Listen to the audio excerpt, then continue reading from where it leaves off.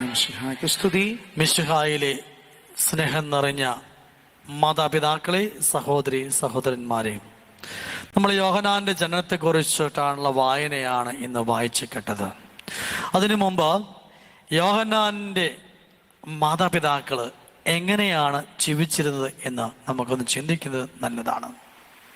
ലൂക്കോയുടെ സുവിശേഷം 1-ാമത്തെ അധ്യായം 6-ാം വാക്യത്തിലെ ഇപ്രകാരം പറയുന്നുണ്ട്. ഒന്ന് എടുത്ത് വായിക്കാൻ പറ്റുമോ? ലൂക്കോയുടെ സുവിശേഷം 1-ാമത്തെ അധ്യായം 6. ദൈവത്തിൻ്റെ മുമ്പിൽ നീതിനിഷ്ഠരും കർത്താവിൻ്റെ നിയമങ്ങളും പ്രമാണങ്ങളും കുറ്റമറ്റ വിധം അനുസരിക്കുന്നവരുമായ ആയിരുന്നു. ആര്?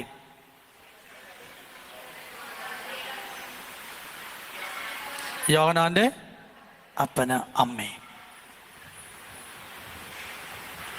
കർത്താവിൻ്റെ മുമ്പിൽ നീതിനിഷ്ഠരും കർത്താവിൻ്റെ നിയമങ്ങളും പ്രമാണങ്ങളും കുറ്റമറ്റ വിധം അനുസരിക്കുന്നവരാണ്. ചുരുക്കം പറഞ്ഞ വിശുദ്ധമായി ജീവിച്ചവരാ. വിശുദ്ധമായി ജീവിച്ച ജീവിതമാണ് അവരുടേത്. ഇനി അടുത്ത വാക്യം വായിച്ചാൽ, അവർക്ക് മക്കളുണ്ടായിരുന്നില്ല. എലിസബത്ത് വന്ധ്യയായിരുന്നു, പ്രായം കവിഞ്ചരമായിരുന്നു. ഇതിൽ നിന്ന് നമുക്ക് എന്ത് മനസ്സിലാക്കാൻ സാധിക്കും? കർത്താവിൻ്റെ മുമ്പിലെ ഇത്രയും നീതിനിഷ്ഠമായിട്ട് പ്രമാണങ്ങളും നിയമങ്ങളും കുറ്റമറ്റ വിധം വിശുദ്ധമായ ജീവിതം കാഴ്ചവെച്ചിട്ട് അവരുടെ ജീവിതത്തിലേക്ക് മക്കളില്ല. യഹൂദ പാരമ്പര്യമനുസരിച്ച് മക്കളില്ല എങ്കിൽ അത് ദൈവത്തിൻ്റെ കോപമാണ്, ശാപമാണെന്നൊരു വിശ്വാസം അവർക്കുണ്ടായിരുന്നു. ഇപ്പൊ നിങ്ങൾ ആലോചിച്ച് നോക്കിയേ. പക്ഷേ ദൈവത്തിൻ്റെ കാരുണ്യം അവരുടെ മേലുണ്ടായിരുന്നു. ഈ എലിസബത്തും ചക്രയായും അവിടുന്ന് മറുതലിച്ചില്ല. ഇത്രയും നാളായിട്ട് പ്രാർത്ഥിച്ചൊന്നും കിട്ടിയില്ല എന്ന് പറഞ്ഞിട്ട് അവിടുന്ന് ഒന്നും ചെയ്തില്ല. അവിടെ നമ്മൾ ചിന്തിക്കേണ്ടത്, കർത്താവിൻ്റെ സമയത്തിന് വേണ്ടിയിട്ട് ഒരു അല്ലലില്ലാതെ അവരെ വീണ്ടും വീണ്ടും ദൈവസന്നിധിയിൽ പ്രാർത്ഥിച്ചിരുന്നു. ഇവിടെ ഒരു പ്രസക്തി കൂടിയുണ്ട്. നിയമം തോറ്റെടുത്ത് അല്ലെങ്കിൽ വൈദ്യശാസ്ത്രം തോറ്റെടുത്ത് കർത്താവിൻ്റെ കൃപ ജയിക്കുക ചെയ്തത്. കാരണം അവരെ പ്രായം കവിഞ്ഞവരായിരുന്നു, വന്ധ്യയായിരുന്നു. വൈദ്യശാസ്ത്രം തോറ്റു. ഇനി അവർക്ക് മക്കൾ ഉണ്ടാകില്ല. അവിടെയാണ് കർത്താവിൻ്റെ കാര്യം വർഷിക്കുമ്പോൾ, കൃപ വർഷിച്ചപ്പോൾ അത് അത്ഭുതമായിട്ട് മാറുക ചെയ്തത്. അത്ഭുതമായിട്ട്. ലൂക്കോയുടെ സുവിശേഷം 1-ാമത്തെ അധ്യായം 58-ാമത്തെ വാക്യം എടുത്ത് വായിച്ചു.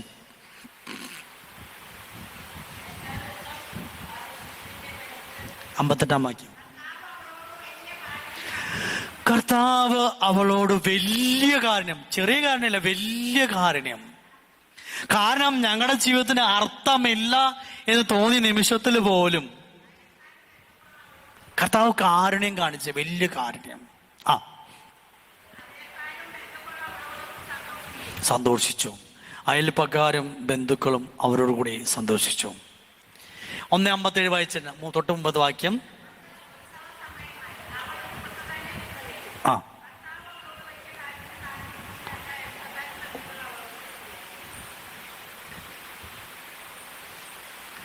ദൈവത്തിൻ്റെ കൃപ. യോഹന്നാൻ എന്ന സ്നാപയോഹന്നാൻ എന്ന വാക്കിൻ്റെ അർത്ഥം ദൈവത്തിൻ്റെ കൃപ, ദൈവത്തിൻ്റെ കാരുണ്യം എന്നാണ്. ദൈവത്തിൻ്റെ കാരുണ്യം അവരിലേക്ക് അവിടുന്ന് വർഷിക്കുകയാണ് ചെയ്തത്.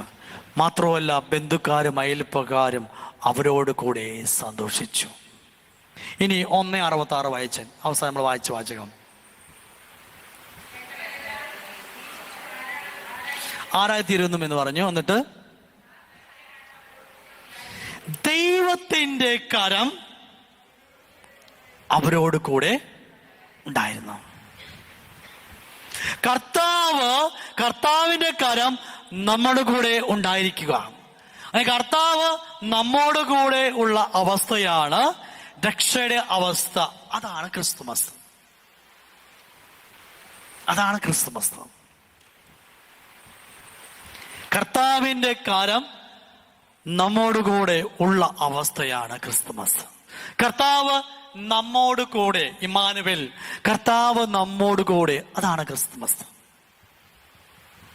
ഉൽപ്പത്തി പുസ്തകം 3-ാം അധ്യായം 8-ാം വാക്യത്തില് നമുക്ക് കാണാൻ സാധിക്കുന്ന ഒരു കാര്യമുണ്ട്. ദൈവവുമായ കർത്താവും ആദവും ഹവ്വയായിട്ട് ഒത്തിരി അഭേദ്യമായ ബന്ധത്തിൽ കഴിഞ്ഞവരാ.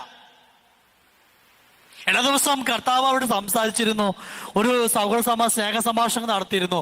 പക്ഷേ ഉൽപ്പത്തി പുസ്തകം 3-ാം അധ്യായം 8-ാം വാക്യത്തില് ദൈവം പാപം ചെയ്തു കഴിഞ്ഞിട്ട് ദൈവം അവരുടെ അടുത്തേക്ക് വന്നപ്പോൾ അവരെന്താ ചെയ്തേ?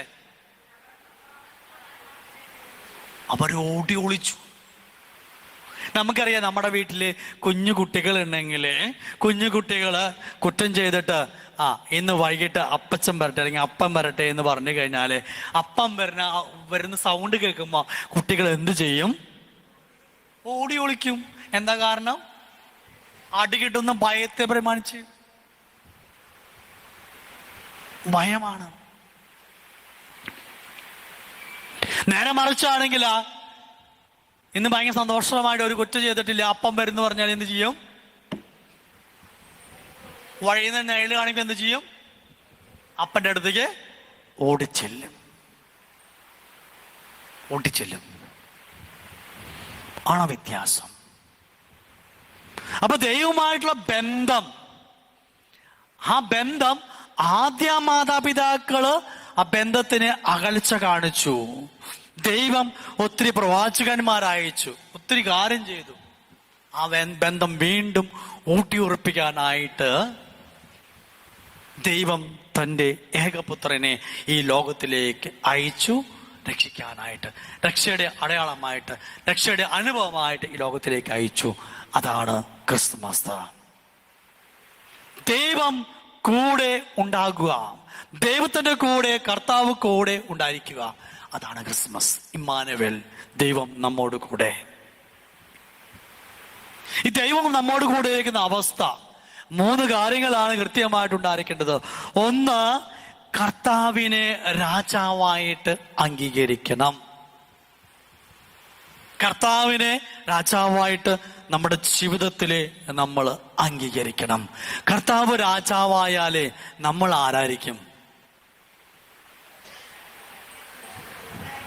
പ്രജകള്. രാജാവ് ഒരു കൽപ്പന പറഞ്ഞാല് എന്ത് ചെയ്യണം? അനുസരിക്കുന്ന നിവൃത്തിയുള്ള, മറിച്ചൊന്നും പറയാനായിട്ടില്ല. നമ്മള് കർത്താവിന്റെ അടിമകളാണ്, പ്രജകളായിട്ട് മാറും. ആ കൽപ്പനകള് അക്ഷരം പ്രതി അനുസരിക്കാൻ കടപ്പെട്ടവരാണ് പ്രജകള്.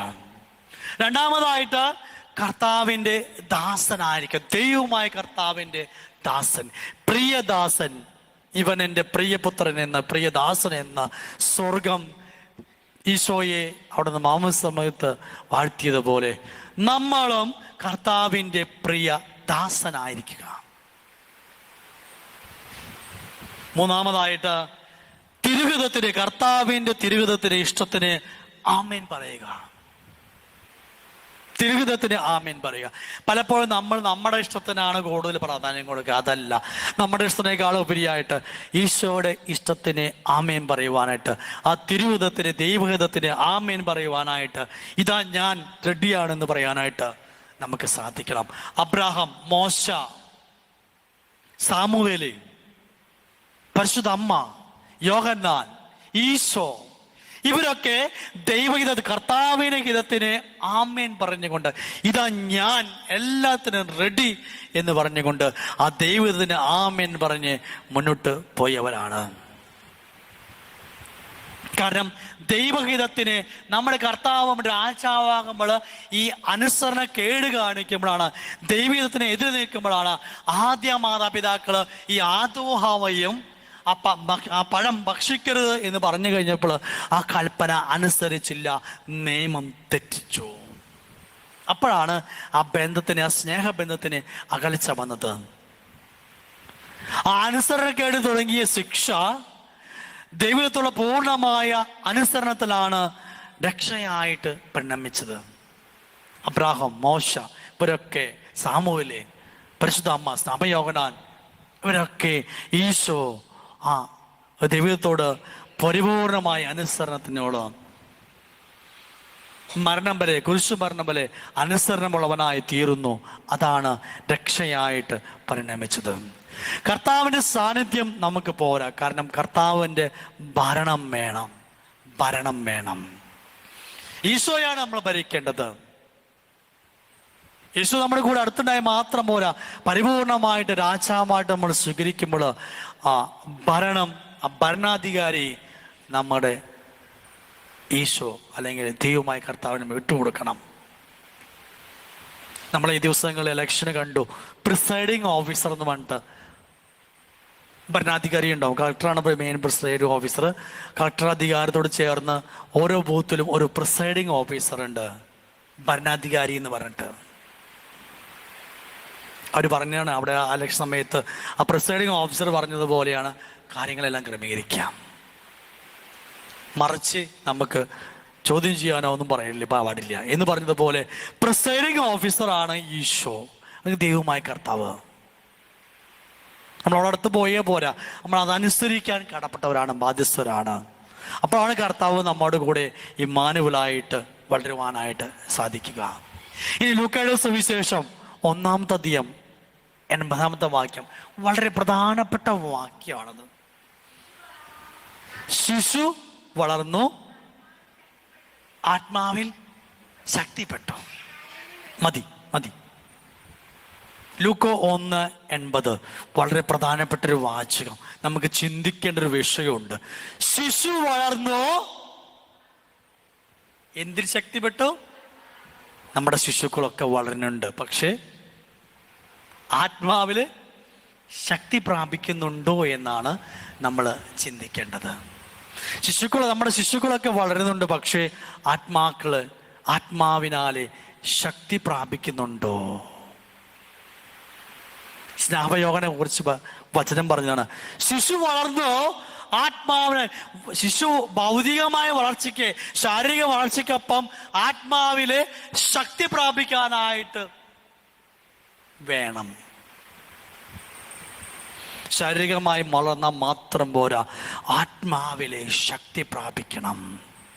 അപ്പോഴാണ് അഭിഷേകവും അനുഗ്രഹവും പരിശുദ്ധാത്മാവിൻ്റെ അഭിഷേകത്താലെ നമ്മൾ നയിക്കപ്പെടുവാനും വളരുവാനും നമുക്ക് സാധിക്കുകയുള്ളൂ. ഇനി ആത്മാവ് ശക്തിപ്പെടാൻ നമ്മൾ എന്ത് ചെയ്യണമെന്ന് കൃത്യമായിട്ട് സ്നാപയോഹന്നാൻ പറയുന്നുണ്ട്.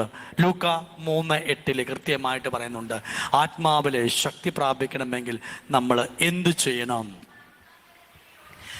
മാനസാന്തരത്തിന് യോജിച്ച ഫലങ്ങൾ പുറപ്പെടുവിക്കണം. ഞങ്ങൾക്ക് അബ്രാഹം ഉണ്ട്, അവരുണ്ട്, ഇവരുണ്ടെന്ന് പറഞ്ഞിട്ടൊന്നും കാര്യമില്ല.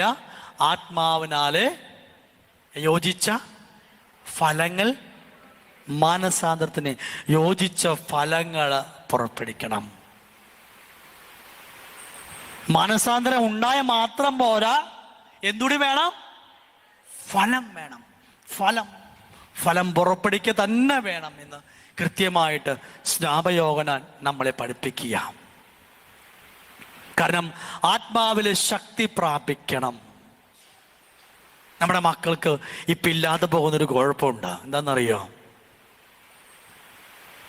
കുമ്പസാരിപ്പിക്കാൻ നിങ്ങൾ പറയണമില്ല, അവർ കുമ്പസാരിക്കണമില്ല.